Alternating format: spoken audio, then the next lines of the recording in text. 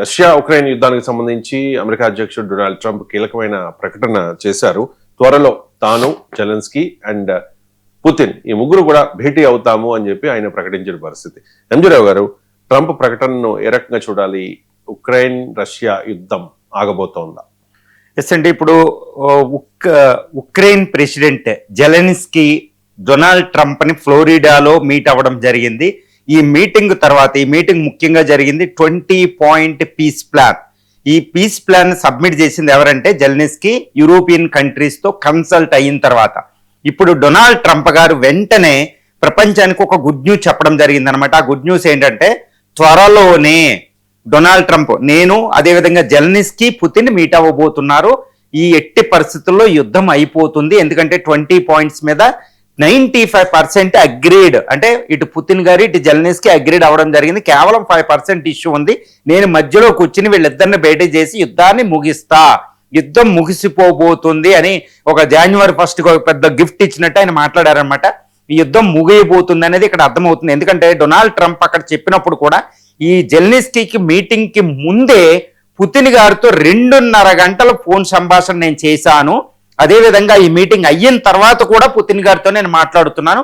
Putin, జెలెన్స్కీని నేను నా ఆధ్వర్యంలో భేటీ అవుతారు, త్వరలో ఉక్రెయిన్ యుద్ధం ముగిసిపోతుంది అన్నట్టు డొనాల్డ్ ట్రంప్ గారు ప్రకటించడం జరిగింది. అసలు ఇప్పుడు విషయం ఏంటంటే, ఇప్పుడు జెలెన్స్కీ అంతకు ముందు Donald Trump US president 28 point peace plan అనేది ఒకటి సబ్మిట్ చేయడం జరిగింది. దాని మీద ఎన్నో అభ్యంతరాలను ఇటు ఉక్రెయిన్, అదేవిధంగా మిగిలిన యూరోపియన్ నాటో దేశాలు వ్యక్తం చేయడం జరిగింది. అది పుతిన్ గారికి మాత్రం అగ్రీడే. కానీ ఇప్పుడు ఆ 28 ట్రంప్ ప్రకటన, ట్రంప్ గారి యొక్క పీస్ ప్లాన్ పక్కన పడేసి జెలెన్స్కీ ఉక్రెయిన్ ప్రెసిడెంట్ మిగిలిన యూరోపియన్ కంట్రీస్ తో కన్సల్ట్ అయ్యి ఆయన ఒక 20 పాయింట్ పీస్ ప్లాన్ అంటూ ఇంకోటి తెర మీదకి తేవడం జరిగింది. ఇప్పుడు దీన్ని పుతిన్ గారు అగ్రి అవుతారా లేదా అనే విషయం మీద అందులో ముఖ్యమైన విషయాలు ఏంటంటే, ఇప్పటి వరకు చాలా ముఖ్యమైన విషయం ఏంటంటే, అంతకుముందు 28 పాయింట్లో రష్యా ఏమడిగింది, మొత్తం డోన్ బాస్ రీజన్ అంతా నాకు ఇచ్చేయాలి. ఉక్రెయిన్ లో డోన్ బాస్ రీజన్ అంతా అంటే డొనెట్స్కు, లుహాన్స్కు, క్రిమియా, జెప్రోజీ ఇవన్నీ కలిసిన డోన్ బాస్ రీజన్ అంతా నాకు ఇచ్చేయాలి అని రష్యా మాట్లాడింది. ఇప్పుడు 20 పాయింట్లో ఉక్రెయిన్ ప్రెసిడెంట్ ఏం చెప్తున్నారంటే, మిగిలిన నాటో దేశాలు కేవలం ఇప్పుడు రష్యా ఆక్యుపై చేసుకున్న ల్యాండ్ మాత్రమే రష్యా ఆధ్వర్యంలో ఉంటాయి. ఎక్కడ వరకే ఎవరెవరు ఫోర్సెస్ ఉన్నాయో అక్కడ సీజ్ ఫైర్ లైన్ ప్రకటించబడుతుంది.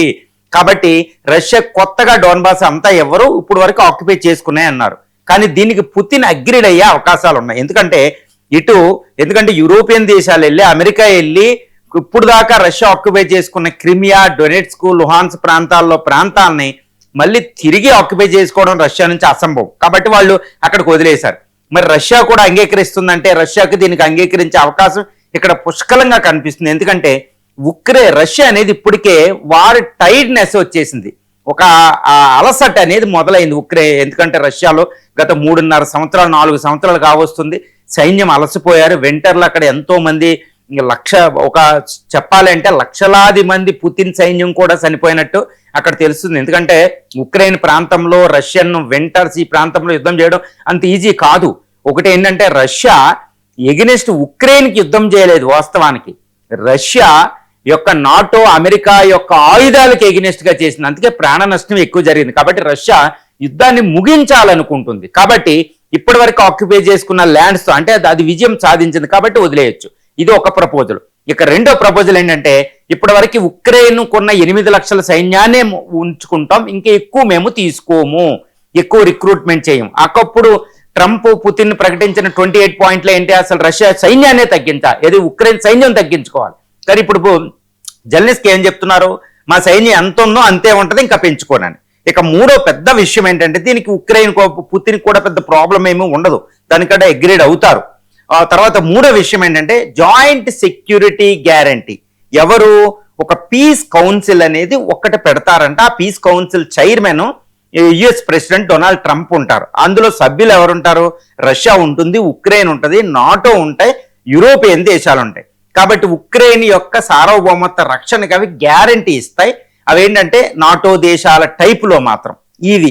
దీనికి పుతిన్ అగ్రీడే, ఎందుకంటే దీని నుంచి ఆయనకి కొత్తగా వచ్చేది ఏం లేదు, నష్టం ఏం లేదు. ఉక్రెయిన్ కూడా ఏదో రక్షణకి ఏదో సార్వభౌమత్వం ఉన్నామని గ్యారంటీ. దీని మీదే జెలెన్స్కీ ఇన్సిస్ట్ చేస్తున్నారు.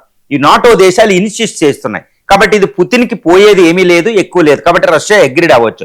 ఇక మూడో విషయం ఏంటంటే రష్యా పెట్టిన అతిపెద్ద డిమాండ్ ఏంటంటే అసలు యుద్ధానికి రావడానికే ప్రధానమైన కారణం ఏంటంటే నాటోలో ఉక్రెయిన్ జాయిన్ అవ్వకూడదు. ఇప్పుడు జెలెన్స్కీ కూడా ఏం చెప్తున్నారు, నేను ఇంకా నాటో బిడ్ని వదిలేస్తా, నాటోలో జాయిన్ అవ్వనని చెప్తున్నారు. కాబట్టి ఇక ప్రాబ్లం ఏం లేదు. ఇవి ప్రధానమైన కంటెన్షియస్ ఇష్యూస్, ప్రధానమైన వివాదాలు. అంటే ఈ వివాదాల మీద పుతిన్ గారికి కూడా ప్రాబ్లం ఏం లేదు. ఎందుకంటే పుతిన్ ఏదైతే ఏ లక్ష్యంతో అయితే యుద్ధాన్ని ప్రారంభించాడో నాటోలో ఉక్రెయిన్ జాయిన్ అవ్వకూడదు, అలా జాయిన్ అవ్వడం లేదు. నెంబర్ 1. తర్వాత క్రిమియా, ఈ బ్లాక్ సీ టెరిటరీస్, ముఖ్యంగా డొనెట్స్ ప్రాంతం రష్యాకి చెందుతుంది. కాబట్టి ఆయన ఇప్పుడు దాకా వారు చేసినందుకు ఏదైనా నష్టం కలిగితే కొన్ని ప్రాంతాలు వచ్చినాయి కాబట్టి రష్యన్ ప్రజలతో ఆయన చెప్పుకోగలుగుతారు, చూడండి నేను ఎంత సాధించాను, ఇక ఎప్పుడు ఉక్రెయిన్ బయటికి నాటోలోకి వెళ్తాయి కాబట్టి మన సెక్యూరిటీ గ్యారంటీ ఉందని ఆయన ప్రజలకు చెప్పుకోగలుగుతాడు పుతిన్.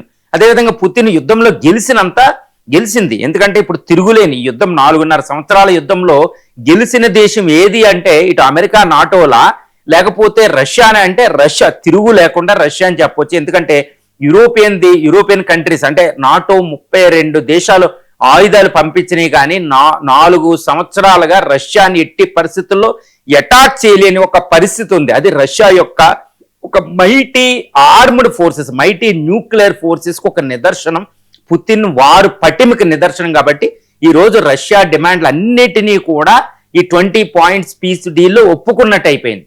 కాబట్టి పుతిన్ గారికి ఇది విజయం. కాబట్టి ఇప్పుడు ట్రంప్ ప్రకటించినట్టు, ఫ్లోరిడా నుంచి ట్రంప్ ప్రకటించినట్టు ఇప్పుడు జెలెన్స్కీని మీట్ అవ్వడానికి పుతిన్ గారు ఒప్పుకున్నారు అని తెలుస్తుంది. కాబట్టి ట్రంప్ అంత ధైర్యంగా ప్రకటించారు అంటే జెలెన్స్కీ పుతిన్ మీట్ అవ్వడం జరుగుతుంది.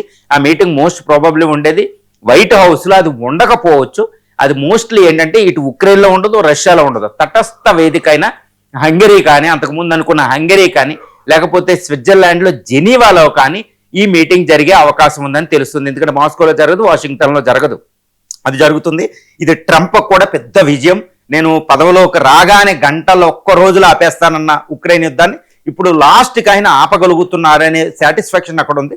తర్వాత ట్రంప్ యొక్క ముఖ్య లక్షణం ఏంటంటే మొత్తం తన యొక్క శక్తిని యూరోప్లో రష్యాతో గొడవల్లో కాకుండా, రష్యాతో వార్లో కాకుండా ఇక చైనా ముదిరిపోయింది, దాని మీద నేను దృష్టి కేంద్రీకరించాలంటే రష్యాతో పీస్ డీల్ ఉండాలి అని కోరుకుంటున్నారు. ఆయన చాలా శక్తివంతంగా, చాలా తెలివిగా ట్రంప్ వెళ్తున్నారు. కాబట్టి ట్రంప్ లక్ష్యాలు నెరవేర్చబడుతున్నాయి, పుతిన్ లక్ష్యాలు ఫుల్ఫిల్ అవుతున్నాయి, జెలెన్స్కీ కోరుకున్నది వస్తుంది.